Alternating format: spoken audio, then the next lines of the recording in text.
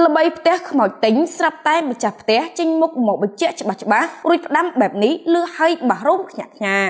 ក្រោយផ្ទុះល្បីពេញបណ្ដាញសង្គមនិង TikTok ថាផ្ទះខ្មោចទិញចំណែកឯគ្រួសារក៏ស្លាប់ទាំងអស់នៅឯខេត្តកំពង់ស្ពឺរហូតធ្វើឲ្យគ្រប់គ្នាដែលជីកាត់ខ្លាចរអាផ្ទះមួយក្នុងនេះខណៈក្រុមក្មេងស្ទាវនិងសិស្សសាលាបែកជានាំគ្នាទៅលេងផ្ទះនោះថែមទាំងឡើងរុះរើរកខ្មោចដោយគ្មានការអនុញ្ញាតរហូតធ្វើឲ្យមានមតិរិះគន់ពីមហាជនជាច្រើនថាចូលផ្ទះគេគ្មានការអនុញ្ញាតបទរំលោភលំនៅឋានគេហើយត្រូវតែហៅពួកក្មេងៗដែលបានលុកលុយទៅប្រមានចេញទោះជាផ្ទះទុកចោលតែគ្មានអ្នកណាម្នាក់មានសិទ្ធិចូលមកធ្វើផ្ដេសផ្ដាស់បានឡើយបែបនេះហៅថាបំពានឬកំពុងមើងងាយជាស្ដែងក្រោយរឿងផ្ទះខ្មោចទិញនេះផ្ទុះល្បីខ្លាំងឡើងស្រាប់តែកូនស្រីម្ចាស់ផ្ទះចេញមុខមកបកស្រាយនិងទុកពេលឲ្យ24ម៉ោងនេះបើតាមកូនស្រីម្ចាស់ផ្ទះបានឲ្យដឹងថាក្នុងនាមខ្ញុំជាកូនម្ចាស់ផ្ទះសូមជម្រាបទៅដល់អ្នកដែលថាផ្ទះខ្ញុំខ្មោចទិញខមមិនដាក់ទំនាយគ្រួសារខ្ញុំថាគ្រួសារខ្ញុំស្លាប់ទាំងអស់ហើយអ្នកដែលថតផ្ទះខ្ញុំនិយាយពន្លើស